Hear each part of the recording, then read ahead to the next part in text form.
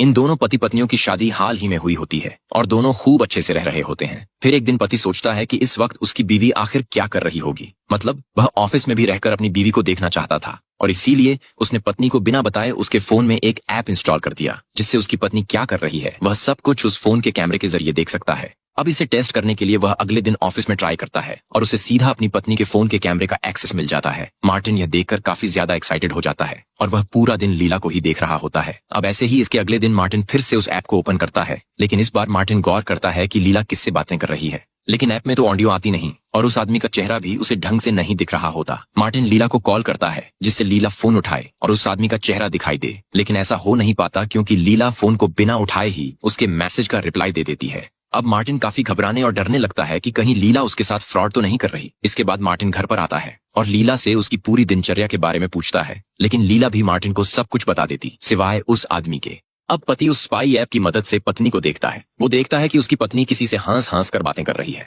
Martin तभी लीला को call करता है और उससे बेडरूम में रखी एक फाइल के बारे में पूछता है, लेकिन असल में वहाँ कोई फाइल नहीं होती। लीला फाइल चेक करने जाती है। फिर मार्टिन कहता है कि कोई बात नहीं, मैं खुद आकर ढूंढ लूंगा। लेकिन मार्टिन एक चीज नोटिस करता है कि अब लीला थोड़ी डर सी जाती है कि कहीं उसका भांडा फूट न जाए। तभी लीला उस आदमी को जल्द ही वहां से जाने के लिए बोलती है। उसी टाइम मार्टिन फोन का बैक कैमरा ऑन करता है और तभी वहां से कोई आदमी बाहर जा रहा होता है। मार्टिन सोचता है कि ये वही आदमी है जो रोज लीला से मिलने आ रहा है। अब ये सब देखकर मार्टिन की रातों की नींद उड़ जाती है कि कौन है वो आदमी और उसके साथ लीला का क्या चक्कर है। अब अगली रात मार्टिन चुपके से पत्नी के फोन में उस स्पाई ऐप में ऑडियो का ऑप्शन ऑन कर देता है और घर में चारों तरफ हिडन कैमरा भी लगा देता है। अब अगले दिन मार्टिन उस स्पाई ऐप के जरिए देखता है कि उसकी बीवी को कोई आदमी मैसेज भेज रहा है और वो आदमी उसकी पत्नी से पूछता है, क्या मैं घर आ सकता हूँ? जिस पर लीना उससे जल्द ही घर आने को कहती है। कुछ देर के बाद वो आदमी घर आ जाता है और तब लीना अकेली होती है। वो आदमी लीना से बड़ी प्यारी प्यारी बातें करता है और कुछ देर वहां रुककर वहां से चला जाता है। इससे मार्टिन का दिल टूट जाता है कि जिसको मैंने अपनी जिंदगी माना,